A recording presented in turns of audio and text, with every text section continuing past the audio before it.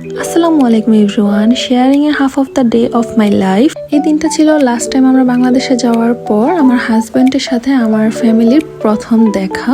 As you all already know যে আমি বাংলাদেশে 1 মাস আগে গিয়েছিলাম, তারপর আমার হাজব্যান্ড গিয়েছিল। দ্যাটস ওয়ে তাকে সবাই ওয়েলকাম করছিল ডিফারেন্ট ওয়েতে।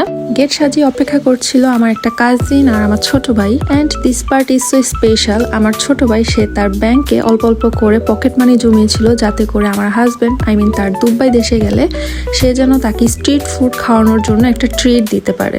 দেন এখানে আব্বু একটু মজা করছিল, কুমিল্লার রসমালাই, লাড্ডু অ্যান্ড মিষ্টি খাচ্ছিল। আব্বুর ডায়াবেটিক্স, কিন্তু এগুলো খাওয়া নিষেধ, তারপরও সে দুষ্টামির ফাঁকে খেয়ে নিয়েছিল।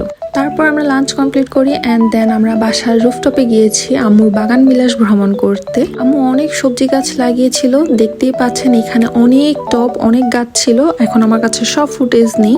আমি চিন্তা করলাম যে ওকে, আমার মোবাইলের ড্রাফট আগে ক্লিয়ার করি, আপনাদের সাথেও মেমোরিজগুলো শেয়ার করি। ইনশাল্লাহ নেক্সট টাইম আবার দেশে গেলে খুব সুন্দর করে হয়তো আপনাদের সাথে আবার নতুন কোনো ব্লগ শেয়ার করতে পারবো। তার জন্য দোয়া করবেন যেন শীঘ্রই বাংলাদেশে যেতে পারি। দেন এখানে আব্বু খাসি নিয়ে এসেছিল যাতে করে আমরা বারবিকিউ করতে পারি, বাট এটা ওই দিন রাতে আর করা হয়নি, নেক্সট ডেতে আমরা করেছিলাম। তারপর আমরা একটু বের হয়েছিলাম ঘোরাফেরা করতে। আমরা আস্তে আস্তে যেহেতু দুপুর হয়ে গিয়েছিল অলমোস্ট, তাই সব শেষ করে সন্ধ্যার আগ মুহূর্তে আমরা একটু গিয়েছিলাম ঘুরে আসতে।